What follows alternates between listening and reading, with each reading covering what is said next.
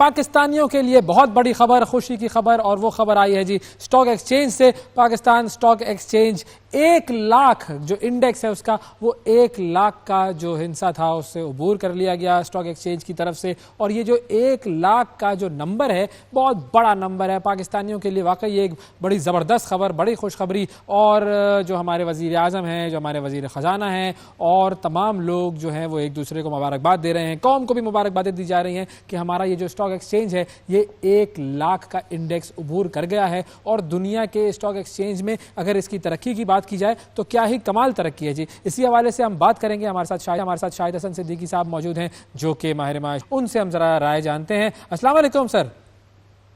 वालेकुम अस्सलाम। बहुत शुक्रिया सर, आपने प्रोग्राम के लिए वक्त निकाला। बड़ी खबर, बड़ी ज़बरदस्त खबर कि जी वज़ीर आज़म साहब भी मुबारकबादें दे रहे हैं। पूरी कौम को मुबारकबाद होनी चाहिए कि जी स्टॉक एक्सचेंज जो है वो 1 लाख से ऊपर चला गया। आप किस तरह देख रहे हैं इस पूरे सिलसिले को?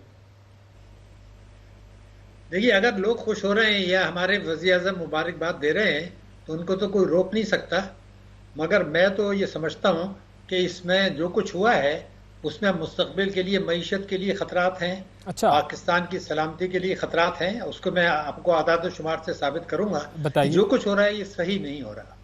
उसकी वजह यह है कि हम तो चाहते हैं कि हमारी मईशत भी तरक्की करे, हमारा स्टॉक एक्सचेंज भी तरक्की करे, हमारे लोगों को भी उसका फ़ायदा पहुँचे। लेकिन बदकिस्मती से जो कुछ किया गया है, जिस तरह किया गया है, उस पर बहुत सारे सवालिया निशान हैं। देखिए, बुनियादी बात मैं आपको बता दूँ, हमारा जो स्टॉक एक्सचेंज, जैसे आपने कहा कि इस हुकूमत के दौर में 16-17 महीने से हम देख रहे हैं कि ये बहुत तेज़ी से ऊपर जा रहा है। और पिछले चंद दिनों में बहुत ज़्यादा तेज़ी से ऊपर गया। हालांकि आपको भी पता है कि मुल्क में हेजानी कैफियत थी, परेशान की सूरत हाल थी, लेकिन और ज़्यादा तेज़ी से ऊपर गया। तो उसकी वजह क्या है, पहले तो हमें ये सोचना है। मैं सिर्फ आपको बता दूं, सिर्फ एक वजह है स्टॉक एक्सचेंज की ऊपर जाने की। अच्छा।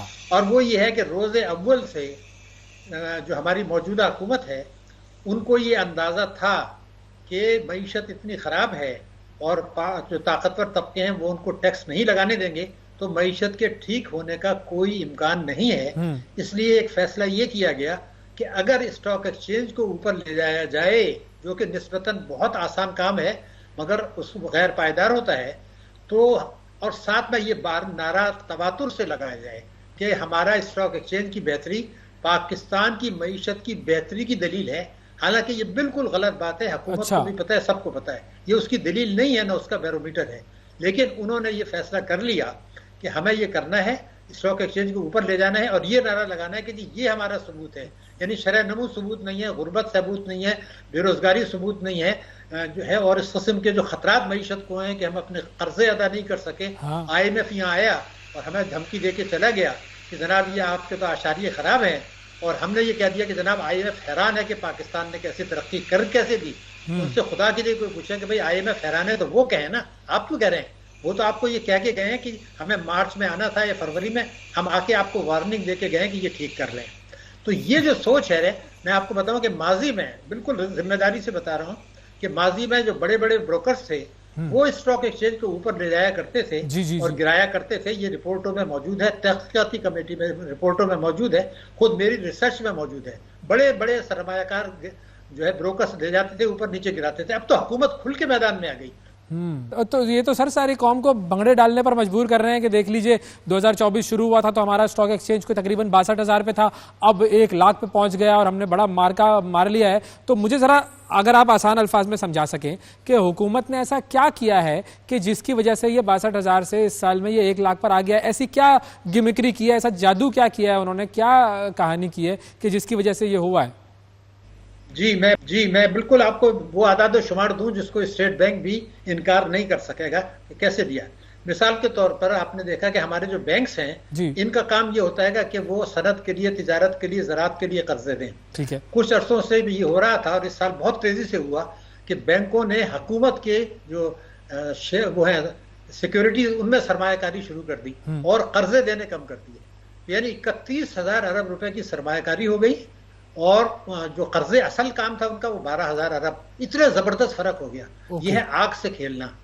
तो जब ये आपने किया तो बैंकों का मुनाफा जो 703 अरब रुपया था 2022 में, वो 23 में जो है वो 1287 अरब रुपए हो गया। यानी 600 अरब रुपया आपका मुनाफा बढ़ गया। सही। अब जब उससे बैंकों ने अपने जो है डिविडेंड दिए तो उस डिविडेंड की वजह से उनके शेयर्स की वैल्यू बढ़ गई। बढ़ गई। मगर ये बस नहीं था, असल काम क्या हुआ, फिर स्टेट बैंक ने कहा कि जनाब आपके तो कर्जे बहुत बढ़ गए हैं, सरमायाकारी आपने की है हुकूमत को, लेकिन सरमायाकारी तो स्टेट बैंक की इजाजत से की थी। उन्होंने कहा नहीं, इसको ठीक करें, आप अपने एडवांसेस बढ़ाएं। अब कहां से वो बढ़ाते, तो उन्होंने क्या काम किया कि एडवर्टाइजमेंट दे दिए कि जिनके बड़े बड़े डिपॉजिट हैं उनसे हम 6% महीना जो है वो फीस लेंगे। हाँ बिल्कुल, 6% महीना। तो जनाब हमने तो सारी जिंदगी दुनिया भर में टॉप पे बैंकिंग की है, पाकिस्तान में की है, हम तो खुशामद करते थे कि जी आप लोगों को पैसा लाएं, डिपॉजिट यहाँ लाएं। बैंक टेलीफोन कर रहे हैं लोगों के, जी आप अपना पैसा निकाल लें। हमने 6% टैक्स लगा दिया। तो 25 दिन में, ऑफिशियल फिगर है, 25 दिन में 1000 अरब रुपए के आपके बैंकों के डिपॉजिट गिर गए। अब वो पैसा कहां जाना था, हाँ। कहीं ना कहीं तो जाएगा ना, तो वो स्टॉक एक्सचेंज में आना शुरू हो गया, चूंकि वहां पर मुनाफा बढ़ रहा था। मगर एक और भी चीज हुई, इन्होंने शरह सूद गिराई, तेजी से गिरानी शुरू की। उसके साथ स्टेट बैंक ने अहकामात जारी किए कि जो डिपॉजिटर्स को मुनाफा दे रहे हैं वो भी आप कम कर दें। ओहो, ये मुनाफा जो उन्होंने कम कराया, मैं आपको बता रहा हूं, बैंकिंग कंपनीज ऑर्डिनेंस 26A4 और 40A की खुल्लम खुल्ला खिलाफ वर्जी थी। वो इख्तियार ही नहीं था उनको, लेकिन ये अहकामात दिए हुए थे, अमल दरामद हो गया। तो जब इतनी जबरदस्त आप कमी करेंगे खातेदारों को जो करोड़ों है, तो उनमें से कुछ लोगों ने पैसा निकाल के देखा कि जो स्टॉक एक्सचेंज जा रहा है उन्होंने भी कर दिया। तो 1000 अरब का ये डिपॉजिट मैंने आपको बताया कि गिरे, फिर ये पैसा गिरा। उसके बाद आपने जो है वो बड़े उसमें जो है शमशाद अख्तर जब होती थी तो उन्होंने SIFC को कायल किया था कि आप हमारे स्टॉक एक्सचेंज की तरह को करें। तो आपको मैं देखूं कि हमारे आर्मी चीफ ने खुद स्टॉक मईशत के लिए भी कोशिशें की हैं जो काबिल तारीफ है, लेकिन उन्होंने स्टॉक एक्सचेंज में कई घंटे गुजारे। अब बताइए उसका सेंटिमेंट तो होगा। तो फिर बड़े बड़े सरमायाकार और जो लोग मुनाफा चाहते हैं उन्होंने ये महसूस किया कि भाई अभी तो हुकूमत की बैकिंग है, बैंक सरमायाकारी कर रहे हैं। फिर बैंकों ने जो डिपॉजिट गिराए उसका में उन्होंने अपने पैसे डाइवर्ट किया अपनी एसेट्स मैनेजमेंट कंपनीज में, इनको कहते हैं फंड्स, उसमें बेतहाशा इरेगुलरिटीज हो रही हैं, उन्होंने पैसा स्टॉक एक्सचेंज में लगा दिया। तो इतना जबरदस्त हॉट मनी ये आया है। तो मैंने आपको सिर्फ एक बात आपको रिकॉर्ड पर बता दूं, पूरी जिम्मेदारी के साथ बता दूं कि इस वक्त हम ये कह रहे हैं और जो सही कह रहे हैं कि पाकिस्तान स्टॉक एक्सचेंज दुनिया में सबसे बेहतरीन परफॉर्म कर रही है, बिल्कुल सही है। लेकिन मैं सिर्फ ये बता दूं कि माजी में कई मरतबा ऐसा हुआ है कि पाकिस्तान स्टॉक एक्सचेंज दुनिया की बेहतरीन या नंबर 2 रही है, लेकिन उससे दुगनी या तीन मरतबा ज्यादा स्टॉक एक्सचेंज खून में आया है, ब्लड बात हुआ है। ये रिकॉर्ड पर है कि आपने जब भी ये दावा किया उसके कुछ अरसे बाद खून में नहा गया, हजारों अरब रुपए लोगों के डूब गए। ये रिकॉर्ड पर है और ये तस्लीम किया गया कि इसमें बैंक ब्रोकर्स का भी हाथ है, दूसरे लोगों का भी हाथ है। तो अब तो हुकूमत इसके पीछे है, तो ये चलने वाली नहीं है, क्योंकि आपके ये जो कुछ हुआ है मईशत को खतरात में डाल के हुआ है, सलामती को खतरात में डाल के हुआ है।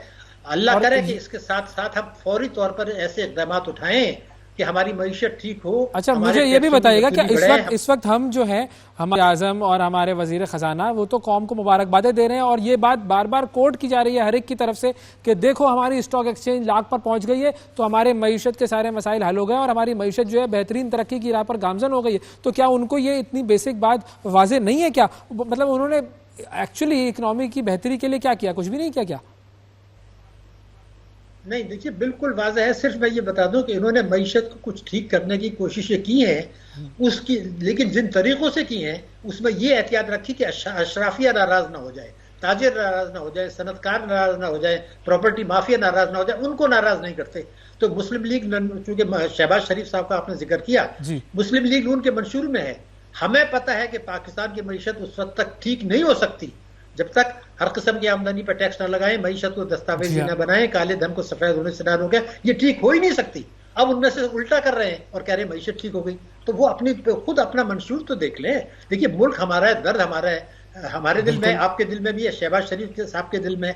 लेकिन उनके गिर्द जो अशराफिया जमा हो गई है, जिनको लेकर आए हैं, उन लोगों ने और बड़े बड़े सरमायाकारों ने जो इससे फायदा उठा रहे हैं, कई हजार अरब रुपए कमा लिए। जैसे अभी आपने कहा कि 60% कमा लिया है जनवरी से नवंबर तक, 60%, जिसकी वजह से बेहतरीन है। ये क्यों कमाया? मईशत को गिरा के। गुर्बत तो बढ़ी है, ये तो आप मानते हैं, ये भी आप मानते हैं, बेरोजगारी बढ़ी है, ये भी आप मानते हैं कि टैक्सों की वसूली का हदफ हासिल नहीं हुआ और IMF नाराजगी दिखाकर चला गया है, ये भी आप मानते हैं कि तवानाई के शोबे में इस्लाहत नहीं हुई, ये भी हम मानते हैं कि 26 मिलियन बच्चे स्कूल नहीं जा रहे, जो सारी दुनिया में सबसे बड़ी तादाद है। आइन भी कहता है 25 कि हर बच्चे को स्कूल भेजें, लेकिन हम तो बजट में हमारे पास पैसे ही नहीं है, 2080 तक नहीं जाएंगे। तो जब ये सारी चीजें हैं और आईएमएफ ये कह रहा है कि जनाब आपका तो 190 अरब का शॉर्टफॉल टैक्सेस में हो गया। आईएमएफ ये भी कह रहा है कि जनाब आपने जो कर्जे अदा करने हैं वो आप अदा करने की आपके पास सलाहियत नहीं है, आपके पास तो $2.5 अरब का गैप है। जी हाँ। तो ये चीजें वो बता रहे हैं, उनको नजरअंदाज करके और ये मईशत में बेहतरी के दावे करके स्टॉक एक्सचेंज को ऊपर ले जाना। मैं माजी में पहले फिर बता दूं, कई मरतबा ये ऊपर गया है, दुनिया की बेहतरीन करार दिया गया है, मगर उससे ज्यादा मरतबा ब्लड बात हुआ है, खून में नहाया है, ये रिकॉर्ड पर है, तहकीकाती रिपोर्टों में है, ब्रोकर्स ऊपर ले जाते गिराते रहे हैं। अब तो हुकूमत है, तो जब हालात से निकलेंगे बाहर, ये डंडा भी जरा सा कम होगा तो फिर ये झटका तो लगे। तो मतलब ये आपका कहने का है कि इस वक्त जो लोग स्टॉक एक्सचेंज के ऊपर जाने पर खुश हो रहे हैं, उनको आगे आने वाले दिनों में एक बड़े झटके की उम्मीद रखनी चाहिए। नहीं देखिए, लोगों को रखने की कोई जरूरत नहीं है, इसलिए कि 99% जो हमारे मुल्क की आबादी है वो स्टॉक एक्सचेंज में डील ही नहीं कर रही। बिल्कुल, जो कर रहे हैं उनको पता है, लेकिन कुछ लोग गए हैं कि आजकल मुनाफा ज्यादा है, उनको फिक्र करनी चाहिए। 99% आबादी तो स्टॉक एक्सचेंज में डील ही नहीं कर रही है। उनको ये खतरा है, मुझे नजर आ रहा है कि रुपए की कदर खुदा न खास्ता गिरेगी। मुझे ये खतरा है कि खुदा न खास्ता जो है हमारी इंपोर्ट बढ़ने से हमारा जो है तिजारती खसारा बढ़ेगा। मुझे ये खतरा है कि हमारा तालीम का बजट कम होगा। मुझे ये खतरा है, बल्कि यकीन है कि तरक्याती अखराजात में कटौती होगी। अब मुझे ये यकीन है कि हमारी जो है वो टैक्सों की वसूली का हदफ हासिल नहीं होगा। मुझे ये यकीन है कि हमारा जीडीपी ग्रोथ का हदफ हासिल नहीं होगा। खित्ते के मुल्कों के मुकाबले में हम पीछे रहेंगे। स्टेट बैंक की पॉलिसी नाकाम है। ये अशराफिया की मईशत है, मुल्की और बैरून अशराफिया के गठजोड़ है, वो सब इसमें माशाल्लाह माशाल्लाह। अच्छा, फाइनली आखिरी सवाल सर, मुझे बताइए कि आपने टैक्स वसूली का जिक्र किया, तो अभी एक खबर ये आई थी कि जी वज़ीर आज़म साहब ने भी कहा कि जी जो इस्लामाबाद में 3-4 दिन जो बुरा हाल रहा उसकी वजह से हमारी मईशत को बहुत ज़्यादा नुकसान हुआ है और FBR टैक्स कलेक्शन में 160 बिलियन जो है वो कमी हो जाएगी सिर्फ इस एहतजाज की वजह से। तो क्या वाकई ऐसा होता है? क्योंकि वज़ीर ख़जाना हमारे जो हैं औरंगज़ेब साहब, उन्होंने भी कहा कि जी एक दिन के एहतजाज से कौम को 190 बिलियन का नुकसान होता है। जी देखिए, जो हुकूमत के आदाद शुमार हैं उसमें जुलाई से सितंबर तक जब धरना नहीं था, हमारा टैक्सों की वसूली हदफ से 190 अरब रुपए कम रही है।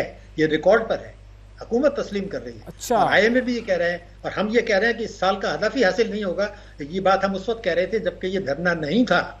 तो जब आपका टैक्सों की वसूली का हदफ हासिल नहीं हो रहा तो आप कुछ ना कुछ तो बातें लेकर आएंगे। जरूर एहतजाज होना कोई अच्छी चीज नहीं है, बिल्कुल, और खासतौर से ऐसा एहतजाज करना जबकि सलामती को खतरा हो जाए। जी, जी। और बैरूनी सरमाया, अब देखिए श्रीलंका की टीम वापस चली गई, क्रिकेट की टीम। बिल्कुल। तो आप क्या समझते हैं कि जो बैरूनी सरमायाकार हैं उनको दुनिया में ऑप्शंस मौजूद है ना कि दुनिया में सरमायाकारी करें। ठीक है, हमारा मुल्क ताकतवर मुल्क है, हमारे मुल्क में वसाइल हैं, हमने पुरकशिश मराद भी दी हैं, लेकिन उनको तो ये भी तो पता है कि इस मुल्क में अनसर्टेनिटी है। पता नहीं चल रहा कल को क्या हालात होते हैं, कौन सी हुकूमत रहती है, कौन सी नहीं रहती। तो SIFC ने पूरी कोशिश कर ली। रिकॉर्ड पर मैं बता रहा हूं कि हम $2 अरब सालाना की सरमायाकारी लेते हैं, जो 24 साल में हमारे 48 अरब डॉलर आई, वही SIFC के बाद आई।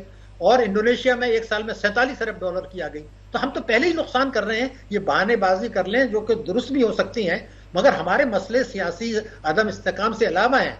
जब मुल्क में मुकम्मल सियासी इस्तेकाम था तो क्या मईशत बेहतर थी? 1980 से, मैं आपको रिकॉर्ड पे बता रहा हूँ, 1980 से 2018 तक पाकिस्तान की मईशत के शरह नमू भारत से कम थी, श्रीलंका से कम थी, बांग्लादेश से कम थी।